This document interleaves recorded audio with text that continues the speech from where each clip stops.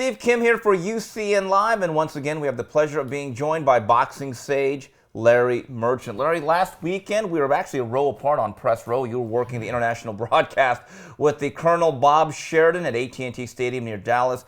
Canelo Alvarez knocks out Liam Smith in 9 rounds for the WBO 154-pound belt. Larry, your thoughts on Canelo as a fighter? Is he getting better in your eyes? Not many 26-year-old fighters have the kind of resume he does. He's fought fighters of every style. The only one who beat him in a disappointing effort, I thought, by him was Mayweather.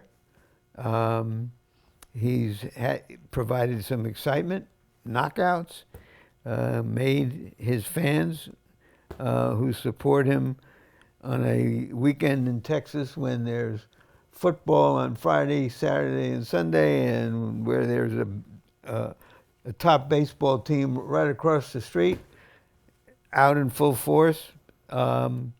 He is our golden boy. Larry, you talk about that crowd, 52,000 plus, a record surpassing Manny Pacquiao at that venue. The pay-per-view numbers, I believe, it's been reported by Lance Pugmire between 250 and 300,000. You can interpret that any way you want. But obviously, from a live gate perspective, this thing was a bonanza for Jerry Jones and Golden Boy. Given the backlash that he suffered for not fighting Golovkin, as you looked around that venue and you saw that many people, Larry, were you surprised by the size of that throng?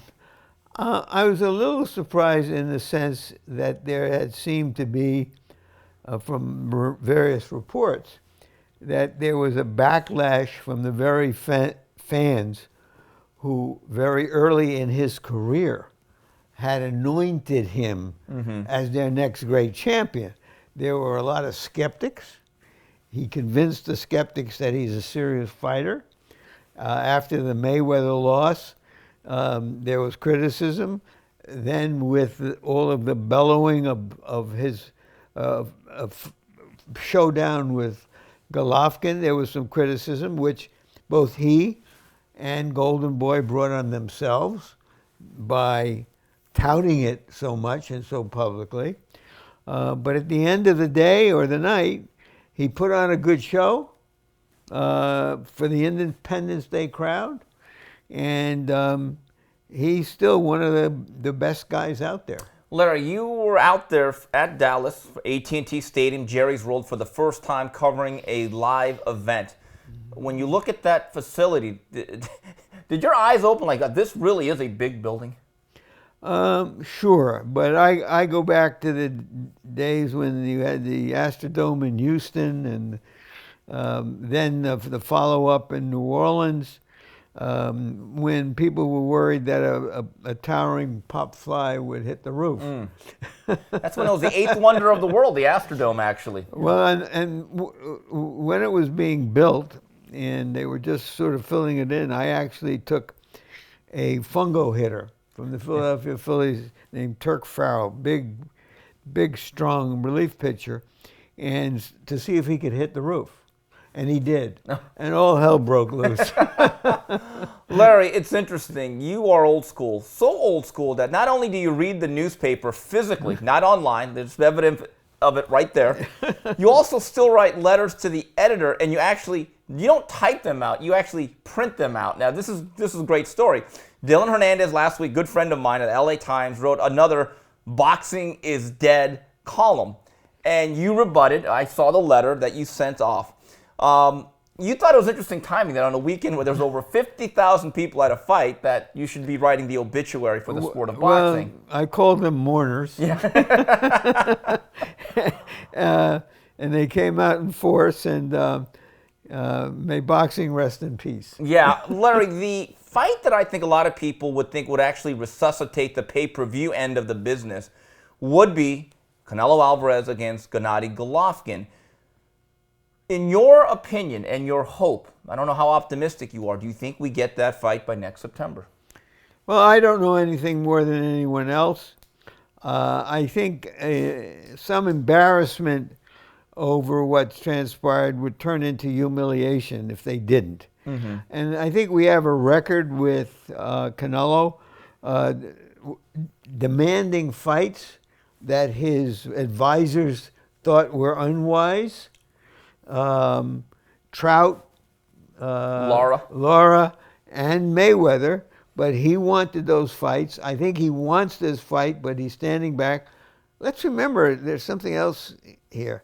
As of this moment, he owes some guy $8.5 million from a lawsuit. Tudos Avala. And now they are appealing it.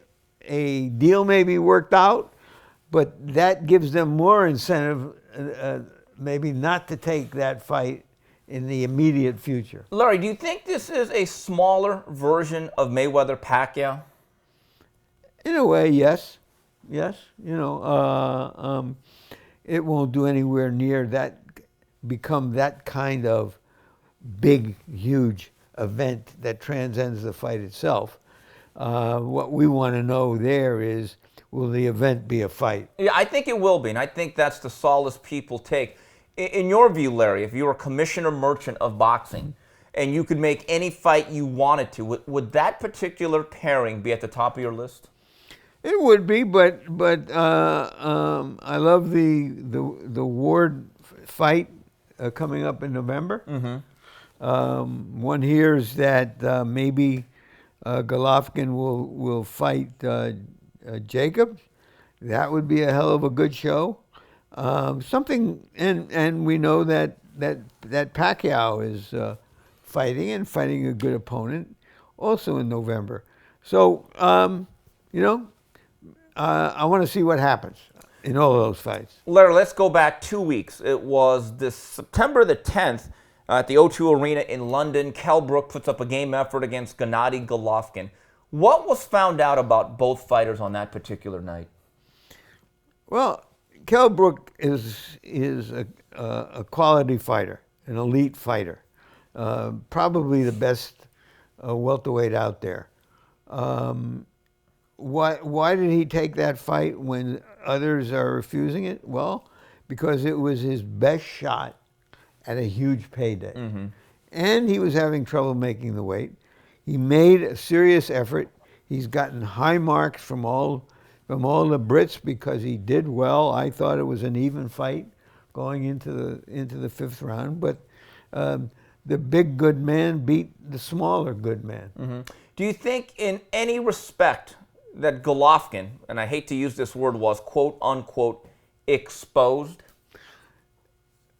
No, I don't really think so. A smaller guy, a quicker guy, a well-schooled guy was able to get in some good shots. What I do think is that the kind of fighter he is generally doesn't have a long shelf life. And the more fights he's in, the more shots he's going to take. And maybe by the time he gets to Canelo, there are some dents in him. Larry Merchant joins us right now. Steve Kim for UCN Live. And Larry, you alluded to this fight a couple of minutes ago. November 5th, Jesse Vargas takes on Manny Pacquiao. Then November 19th, Sergey Kovalev takes on Andre Ward. Both fights on pay-per-view, both fights from the city of Las Vegas. Larry, I know you were just absolutely stunned and flabbergasted that Manny Pacquiao did not retire. Well, after he fought Bradley so well, there was no reason for him to retire. I mean, in baseball, the kind of season Ortiz has had is unprecedented for a ball player to retire, and he says he is. And particularly this day and age when so much money is available on that level of the game. So if he comes and can beat Vargas as well as he beats Bradley, then, hey, I've thought that maybe they were pointing for Canelo. How big would that be if he should take out Vargas? Larry, the problem is, how big can Pacquiao get? I see him as a 47, really a 40, fighting at 47. I agree, and what I've heard is he really doesn't think he can go. That's a a weight class too far for him. And Larry, there's the inevitable question I have to ask you. I've asked you this before. At some point next year, in your opinion, not your hope, but in your opinion, do you think we're going to get Floyd Mayweather, Manny Pacquiao 2? Kill me now. You've had enough, huh? You've lived a good life, Larry. You just say, just forget it. Forget it. Yeah. I don't need to see Kardashian 2. Folks, that's Larry Merchant. That's why we have him on. Larry, are you surprised, given the fact that Floyd loves the spotlight? Well, still, I don't want to say on top of his game, but still very good. Are you surprised that while Manny has fought on, that Floyd hasn't come back yet? No, I don't think the timing has been right. And when you make hundreds of millions of dollars in one night, your expectations are raised, and he's waiting to see if somebody emerges that would give him a payday within long shouting distance of that, if he's waiting for anything. But I just want to congratulate him on his retirement and hope that he shows us that he can stick with it. Larry, I second that. Going back to that night, the infamous night of May 2nd, 2015, you've been ringside at many big, large, historic fights. This one here, you actually had a ticket. You were a fan. In your mind, was that the most disappointing, worst big fight you can recall? I think it was the anticlimax of the century. And given the buildup, that it was a sort of really a disaster for boxing itself, because so many people were attracted to that as an event because their father or grandfather watched the sport, and it was an opportunity for boxing. And what happened is what people in boxing expected to happen in the fight, and it was it did not exceed expectations. Let me put it that way, which Ali in his big fights always managed to do. Yeah, I'd like to say Mayweather-Pacquiao made more UFC fans than Conor McGregor. Larry, final question of this segment, November 19th. Kovalev Ward, on paper, in terms of the accolades, what they come on with, their achievements, I think it's one of the best fights in boxing. 2 top 5. Can it be a good fight, though, actually? That's the big question. Well, and the subtext of the question is, for Ward to win, can it be a good fight?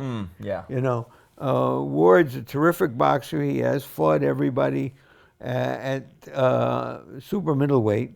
He's moving up to fight a really strong light heavyweight, who is a smart brawler, and he's never felt that kind of power. Is he going to be able to mix it up? What happens if he gets caught? But historically, that's the kind of fighter, Ward, who can neutralize a really a pressure, crowd-pleasing fighter. Larry, final question. If I could give you 2 ringside tickets in a luxury suite at a hotel in Las Vegas, but you could only choose one fight to go to for that weekend, would it be Pacquiao Vargas or Kovalev Ward? Kovalev Ward. Okay. It's a more meaningful fight, and a fight that we've all been anticipating in the boxing world. Larry, blunt as always. It's part 1 with Larry Merchant and Steve Kim for UCN Live.